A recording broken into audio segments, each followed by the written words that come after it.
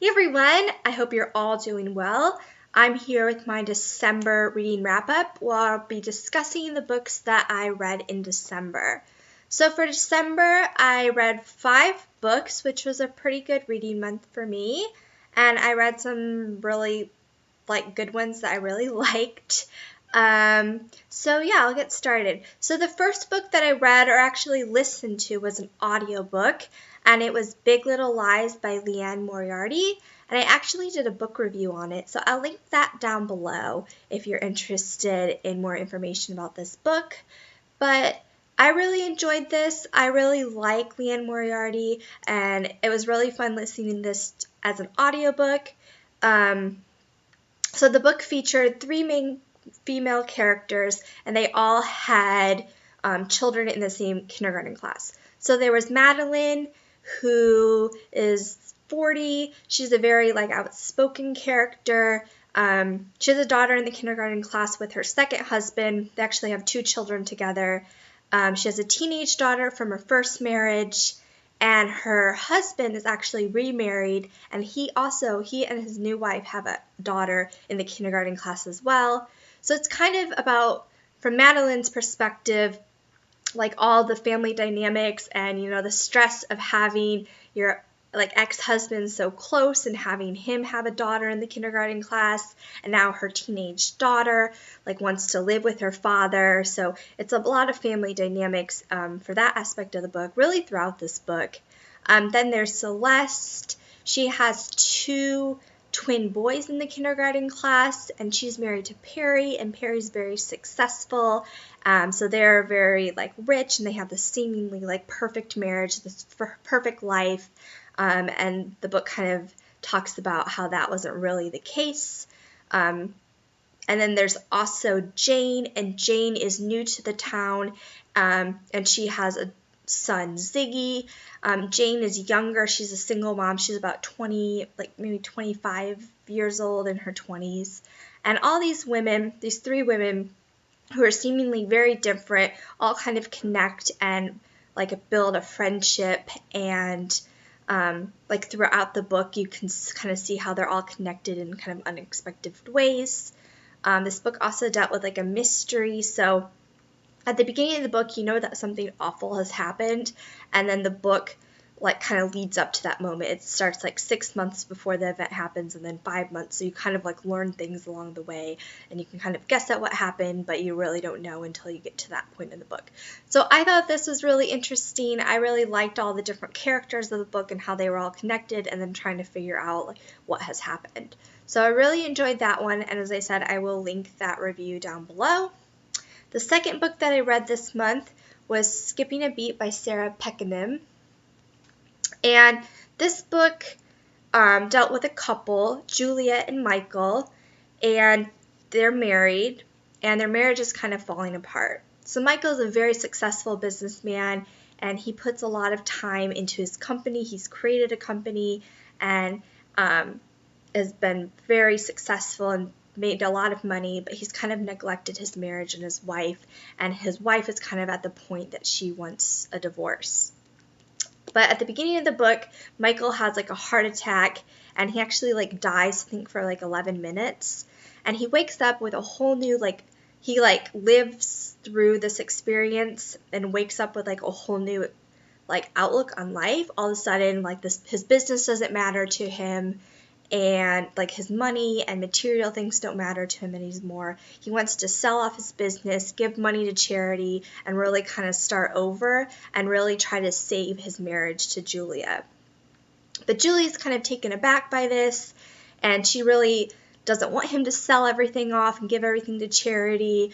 She feels like he's kind of just doing this without discussing it with her, and she was very already her mind was kind of made up that they were going to get a divorce. So it really was talking about their marriage and what's most important.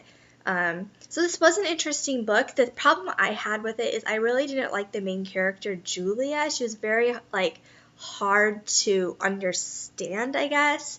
So that's what made this book not my favorite, just because I really didn't like the main character. But I thought it was an interesting concept. So I liked it. It's probably not something that I would reread, though. The next book that I read this month is Not That Kind of Girl by Lena Dunham. And this is kind of like a memoir. Yeah, it's a memoir book. And it's broken up into 5 different sections. I thought this is really interesting. I really like Lena Dunham. I like the show Girls.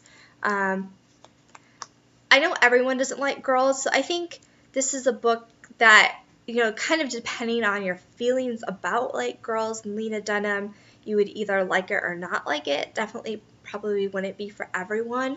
I enjoyed it. Definitely some of the stories in the book are kind of similar to the storylines in Girls, so that was kind of interesting to see like what storyline she kind of took from her own life.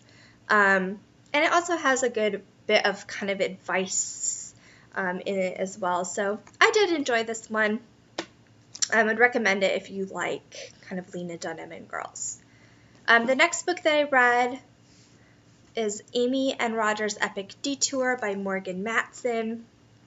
I really enjoyed this. This is a young adult book, but I think that young adult books can be for like any age. I don't think there's a restriction on who can enjoy young adult books. In this book, Amy lives in California, and her father has recently died, and her mother decides that she's going to move to Connecticut. I think her family's in Connecticut, and she gets a job in Connecticut, so she moves out to Connecticut. And Amy stays in California to finish her, I think it's her junior year of high school. So then in the summer, it's like June, I believe, Amy has to drive the family car. She has to move herself and drive the family car from California to Connecticut. Well, Amy, because of her father's death, doesn't drive. So Amy's mom arranges for a family friend's like son, Roger, to drive Amy from California to Connecticut, and then Roger was going to like visit his dad in Philadelphia, so he needs to get to the East Coast as well. So they're set up to drive across country, and they don't really know each other. Their mothers are sort of more friends, so they don't really know each other. But they decide, Amy's mom has set up the trip, and maybe they can get to like California to Connecticut in like 4 days time, but they think the route that the mom's chosen is really boring, so they decide to take a little detour and go to more kind of interesting cities and go on a little more interesting but longer route. And the book kind of talks about like their adventures along the way. It has different things from their trips, like different reservations they made at like hotels, and like postcards that they picked up, and souvenirs, and like receipts they had along the way, like information on the different states that they visited. Roger also made like playlists, so the book would include like the playlist that he made, like actual songs with the actual artist. But I really enjoyed this one. I really liked the idea of a road trip, so this one was really interesting to read, and I really loved this one. And then the last book that I read this month, and I actually finished this one on the last day of December, which was exciting, and this is Yes, Please by Amy Poehler. So another memoir. I really, really love this. I really love Amy Poehler. I loved her in SNL, and I love Parks and Recreation. So this is really fun to read, and this was a good mix of like stories about her past and stories like about her career, and also a lot of advice. There's a good amount of advice in this book, which I thought was interesting. This book was also fun. It had different like pictures in the book. Let's see if I can find a good one.